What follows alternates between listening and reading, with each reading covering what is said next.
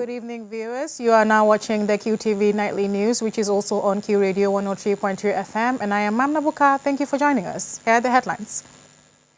The Chinese Embassy in Banjul, in partnership with the Ministry of Gender, Children and Social Welfare, held the China-Gambia Bantaba on women's empowerment to share experiences and explore practical approaches to expanding opportunities for women. The Ministry of Basic and Secondary Education has announced an immediate ban on all fundraising activities in public, basic and secondary schools across the Gambia. The Center for Budget and Macroeconomic Transparency, with support from Action Aid International, the Gambia and partners, commenced a 3-day capacity building forum aimed at strengthening the capacity of civil society organizations in effective budget tracking. 14 women have each received a grant from Action Aid the Gambia after successfully completing training in animal husbandry and poultry production. In sports news, after more than a month of thrilling football, dramatic upsets and memorable performances, the 2026 FIFA World Cup is set to conclude with a blockbuster final between Spain and Argentina on Sunday. Those were the headlines. Coming up next, the news in detail.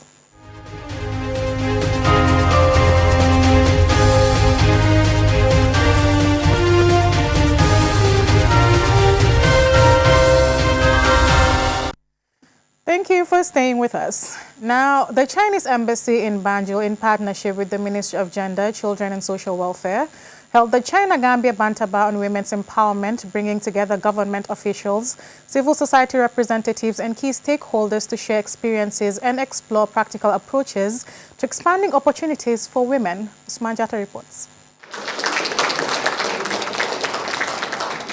More than 40 participants attended the roundtable, including Gambians who have participated in training and exchange programs in China.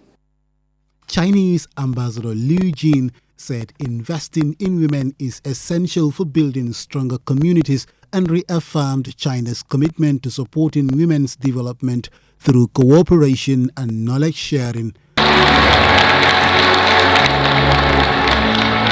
The ambassador also highlighted China's global commitment to advancing women's empowerment, noting that President Xi Jinping has announced plans to invite 50,000 women from around the world to participate in training and exchange programs designed to strengthen leadership capacities and professional skills. Investing where it counts most. This is something that China has learned firsthand. And we believe that our Gambian friends share the same understanding, because within the Gambia's greatest resources, your young population, women and girls, are at the very heart. Turning the potential into national progress is a task we share. Gender Minister Fatu Kinte and Permanent Secretary Habib TB Jara welcomed the partnership, saying the government remains committed to promoting gender equality and ensuring women play a greater role in national development. Mr. Ambassador, we are very delighted to have achieved this from your government through your embassy. As a government, women's advancement is very high on our agenda. So we want to assure you, Ambassador, your team, and the people of China, that what these people have learned in China will be put into good use. The relationship between the Gambia and the people of China has also been elevated at another level, and in this regard is in the area of women empowerment bilaterally, but also within the framework of the China-Africa cooperation. Participants, including Binta Jiba, Board Chair of Combo East Youth Development Alliance, and Olimatu Jame, Assistant Director for Administration at GID, reflected on their visits to China. Because we are all the same people. So what they can do, and we can work for them, we can also do it here and it can work for us. Because China really appreciate empowering their women, and we went for a technology called the Jintao technology. And this technology, they use it in animal feed production, and they also use it in growing mushrooms, edible mushrooms. So if we can have our women diversify their income generation activities and also dwell into this technology, and I can believe it can create empowerment for them financially. The one that catches my attention is the part where senior citizens of China, especially the female folk, are also factored. Even whereas you are old, they try to create an avenue. There is a center where women are trained, especially women that are not engaged in other walks of life. I think the Gambia can emulate to ensure that women are involved in every aspect of the development process of the nation. More than 1,000 Gambians have traveled to China through embassy-supported training and exchange programs with plans to further expand their opportunities in the coming years. This year's Bandaba marks a decade of restored Gambia-China diplomatic ties and aligns with the China-Africa Year of People-to-People exchanges, highlighting cooperation in education, cultural exchange and capacity building. Osman Jata, QTV News. The Ministry of Basic and Secondary Education has announced an immediate ban on all fundraising activities in public basic and secondary schools across the Gambia. The move is aimed at strengthening the government's commitment to free education. Yafatugay tells us more. The directive prohibiting all fundraising activities in public basic and secondary schools nationwide is in line with the ministry's no-levy policy, which seeks to guarantee every child free and equal access to public education without imposing additional financial burdens to parents and guardians.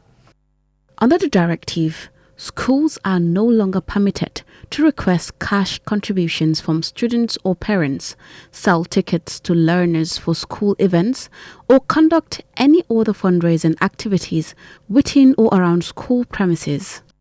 MOPSI has instructed all principals, head teachers, and school administrators to implement the directive with immediate effect.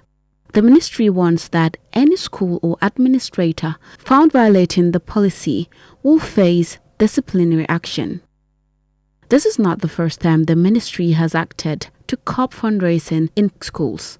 Previously, it banned students from soliciting donations on behalf of their schools, citing concerns over student safety, disruption to learning, and the need to uphold the no-levy policy. Among the ministry's most widely debated reforms is the ban on graduation ceremonies for early childhood development and lower basic schools, which took effect on March 31st, 2026.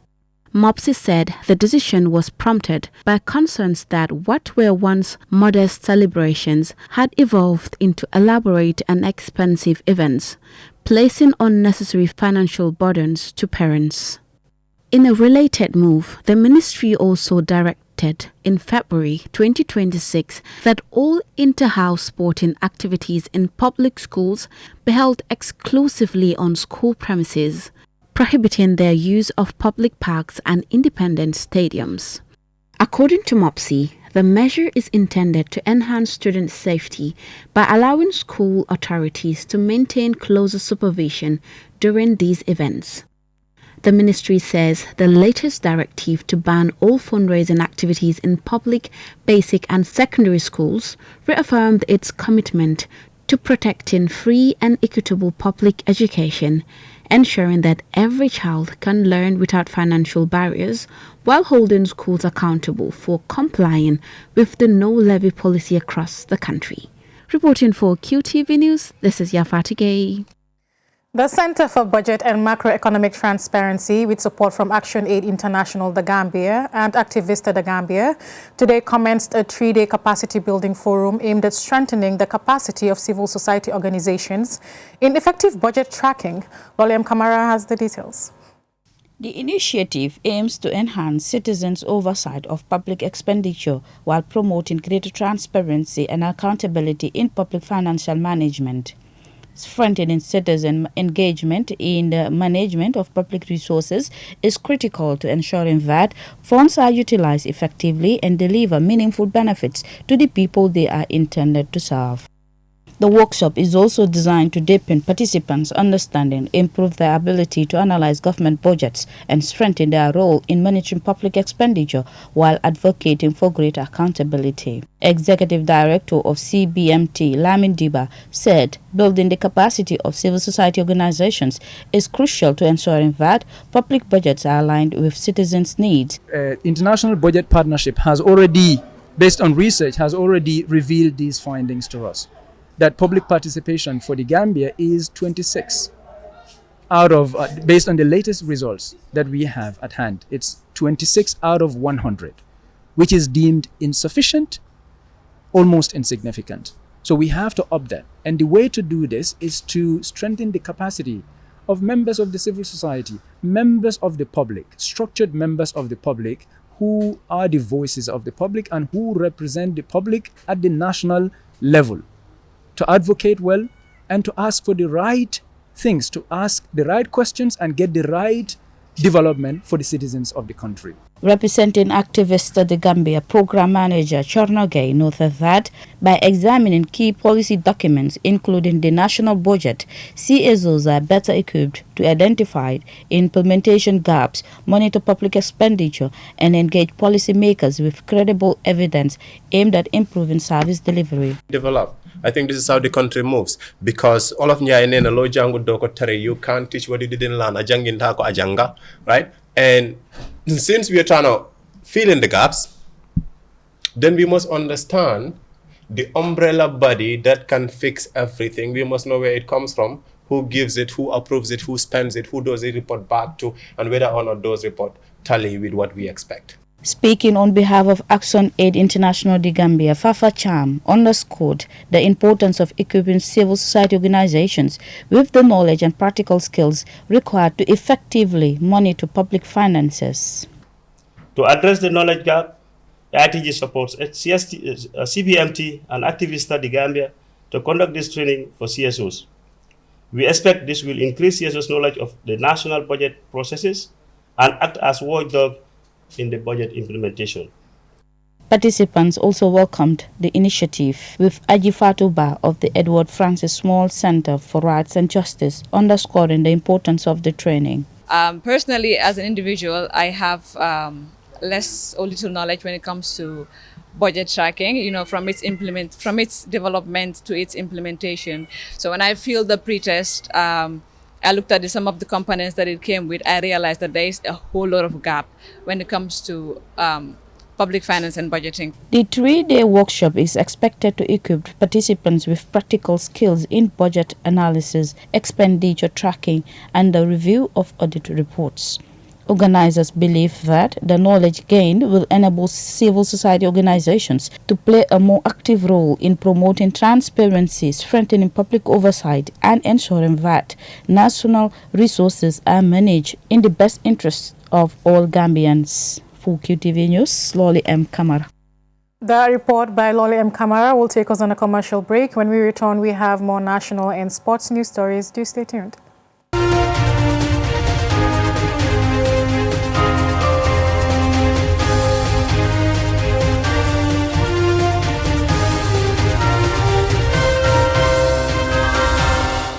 Welcome back. If you're just tuning in, this is QTV News and I am Mamna Buka. Now on to the rest of our stories.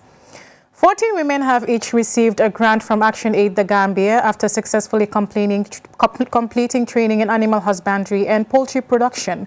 The initiative is aimed at strengthening women's economic empowerment, expanding their livestock enterprises, and improving household livelihoods. Here is Jacqueline Colley. Following the training, each participant received a $50,000 grant to establish or expand a livestock or poultry enterprise, enabling them to apply the knowledge and practical skills required during the program. The initiative is part of Action Aid the Gambia's broader efforts to promote women's economic empowerment by creating sustainable livelihood opportunities. Through investments in livestock and poultry production, the program aimed to increase household incomes and build the resilience of women entrepreneurs. Action Aid the Gambia's head of program and policy, Fafa Cham, urged the beneficiaries to use the grants for their intended purpose. He emphasized that the organization will closely monitor the implementation of their livestock and poultry projects. I have high hopes that each of you will use this opportunity to improve your livelihoods, and I believe you can do it. When we return to assess your projects, we want to see real progress. We will be disappointed to see otherwise. So I encourage you to make the best use of these grants. Here is Basiru Jata from the Department of Livestock Services. Invest the funds in the right way, and they will yield positive results. We have trained you on proper livestock management, and we expect you to apply that knowledge and deliver. As the saying goes, to whom much is given, much is expected. Aminata Sise and Binta, two of the beneficiaries, expressed their appreciation for the support. We want to thank Action Aid for their support.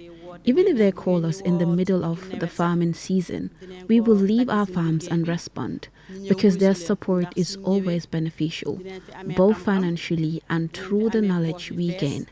We are truly grateful. I had a 3 days inside training here on the ruminants. It was successful and very insightful. We learned much about it regarding how to rear animals, how to protect them, and then how to cure if they are sick. The program is expected to contribute to local economic development by increasing women participation in agribusiness while creating sustainable livelihood opportunities and strengthening economic resilience within their communities. Reporting for Qtv News, I am Jacqueline Coley. Coming up next is sports news.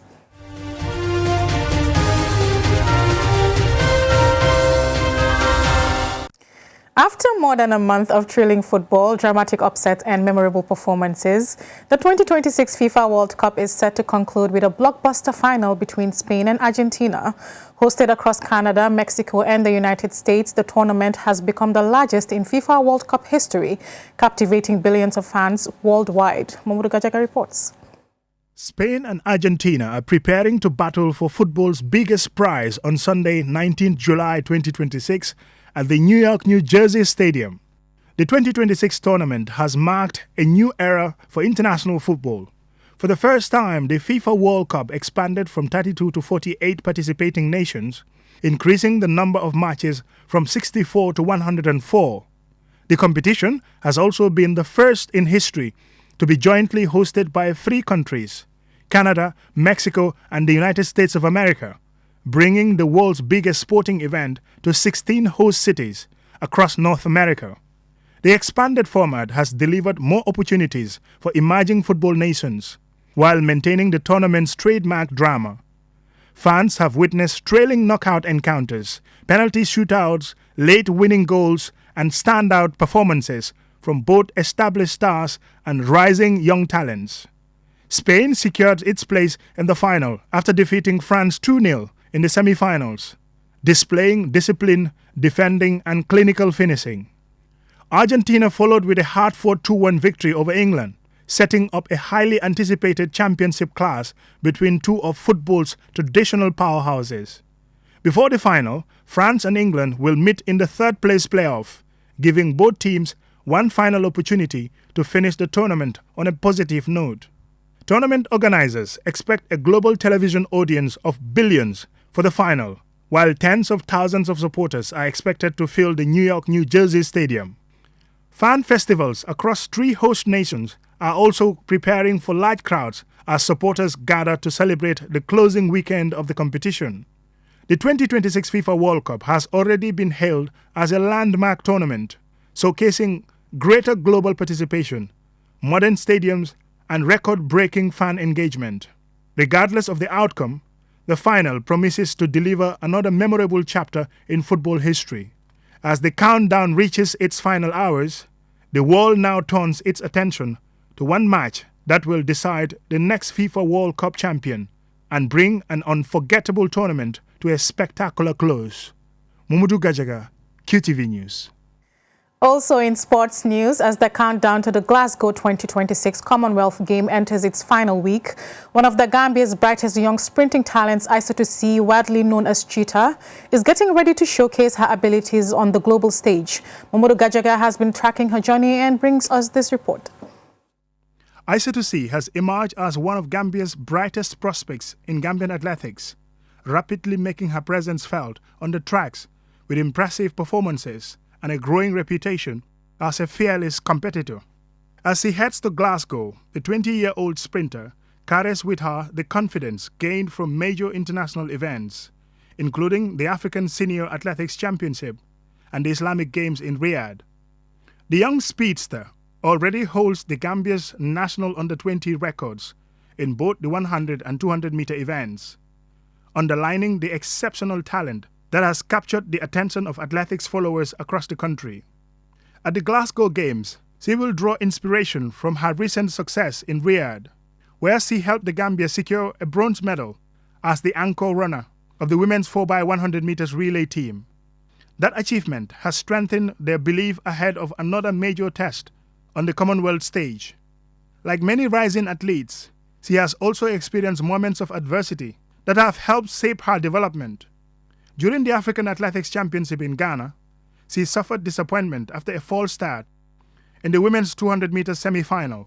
However, she responded strongly by reaching the 100-meter semi-final in her debut Continental Championship appearance, competing alongside some of Africa's fastest sprinters. Now, Aissatou is set to spearhead a renewed Gambian women's 4x100 meters relay team in Glasgow. She will anchor a powerful quartet featuring the country's sprint icon, Yena Mariam Bass Bitey, widely regarded as the Gambia's sprint queen, alongside Nyimansata Jaune and Sire Sane. The combination of youthful ambition and veteran experience is expected to be one of the highlights of the Gambia's delegation, which will compete across athletics, judo, swimming, and cycling. For Aissatou, the Cheetah, Glasgow 2026 represents a defining moment in her young career, an opportunity to showcase the speed, determination, and ambition that have shaped her rise while continuing to build a legacy of her own on the Commonwealth stage. Mamadou Gajaga, QTV News. That report by Mamadou Gajaga brings us to the end of this bulletin, but before we go, here's a recap of the headlines. The Chinese Embassy in Banjul, in partnership with the Ministry of Gender, Children and Social Welfare, held the China-Gambia Bantaba on women's empowerment to share experiences and explore practical approaches to expanding opportunities for women. The Ministry of Basic and Secondary Education has announced an immediate ban on all fundraising activities in public, basic and secondary schools across the Gambia. The Center for Budget and Macroeconomic Transparency, with support from Action Aid International, the Gambia, and partners, commenced a 3-day capacity-building forum aimed at strengthening the capacity of civil society organizations in effective budget tracking. 14 women have each received a grant from Action Aid the Gambia after successfully completing training in animal husbandry and poultry production. In sports news, after more than a month of thrilling football, dramatic upsets, and memorable performances, the 2026 FIFA World Cup is set to conclude with a blockbuster final between Spain and Argentina on Sunday. That's all for this bulletin. Join us tomorrow at 8 p.m. for another bulletin. Thank you for watching.